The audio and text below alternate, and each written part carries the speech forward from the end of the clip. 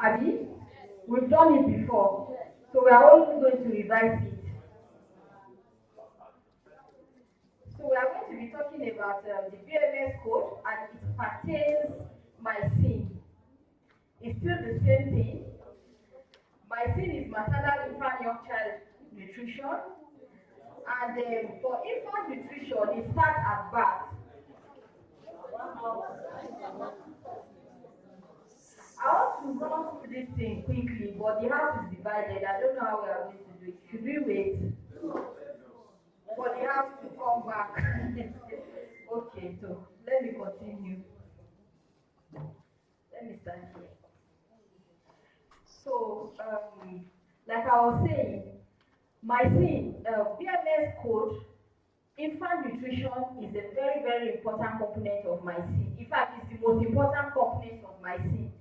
A child nutrition starts immediately after birth. Immediately the child is born, we expect that in the next 30 minutes, you put the child to breast. But there is an issue. In some places, you see people giving infant formula to the child. You've already started tampering to the child, tampering with the child's nutrition at that stage.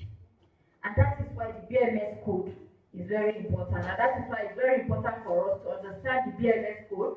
And that is why the BMS code is an important and integral part of MIYCN. Breastfeeding is a high-impact, low-technology, cost-effective intervention for child survival and optimal cognitive sustainability. Sadly, the practice is still very low. We all agree. Yes. And in order for us to be able to accelerate exclusive breastfeeding, we have to take into account the fact that it's low in Nigeria. And we expect that for the first 6 months of life of a baby, the child should be breastfed exclusively. But when baby formula is introduced, you've already tampered with the exclusive breastfeeding, and it will not work.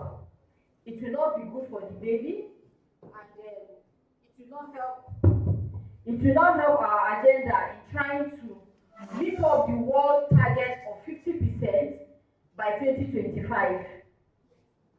That is the universal target, that is the global target.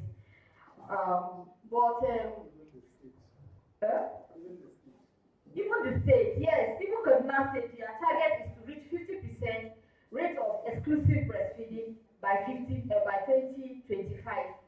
But if you start giving the child formula from birth, it means we cannot reach there. And some of the factors that have been identified for the failure of us reaching, there are countries that have achieved 80% of exclusive breastfeeding. In the last code Congress, some countries were upgraded. They have achieved at least 80%. That's more than the 50% we are hoping to achieve globally by 2025. But countries like Nigeria are dragging the globe down. Though Kaduna states have reached 40-something%, 41% of exclusive breastfeeding, but in other states, in the country, the entire country, I think is about 20-something, the entire country is 23%, meaning that the way Nigeria is dragging the globe, that is how some states are dragging Nigeria back.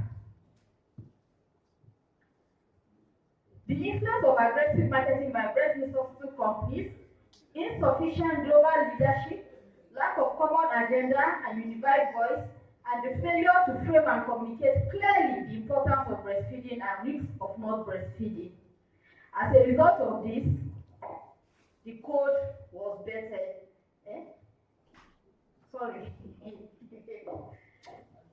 So the World Health Assembly in 1981 adopted the International Code of Marketing of Breast Milk Substitutes as a weapon to protect breastfeeding from the negative impact that aggressive advertisement and marketing techniques by infant food manufacturers were having on breastfeeding rates and duration. The code was documented at WHO Resolution 34.22 of May 1981. So this is not new, but Like I said earlier, what we need is communication.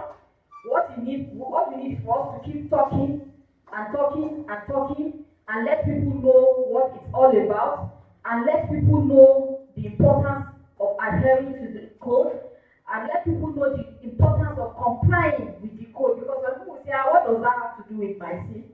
What does this have to do with my nutrition? But if we keep talking, we believe that with the help of the media, who will help us to keep talking and to spread the message, we believe that we are going to achieve as a country this 50%. Since the code was adopted in 1981, more than 10 other subsequent relevant WHO resolutions have been added to it to sort out confusions and to address new threats to infant and young child health and survival. These new resolutions must be recognized as part of the original code. It was developed as a global health strategy to protect breastfeeding mothers from the aggressive marketing of baby food and ensure safe feeding and better nutrition for babies. The implementation and enforcement of code is aimed at protecting, promoting, and supporting breastfeeding by ensuring appropriate marketing and distribution of breast milk substitutes. So people will ask us, why can't you just ban it? Abi, I've heard that question severally. Why can't you just ban it? It's not possible because there are situations where it is absolutely needed. And that is why we say it should be used responsibly. It should be used responsibly where necessary. So we cannot ban it. Moreover, I think the whole globe is a capitalist economy. So there is no way. Nigeria is a democracy. It's not an authoritarian state. You might want to implementation. WHO countries were urged to draw up their own national regulations using the provisions of the international code as a minimum standard. These national codes are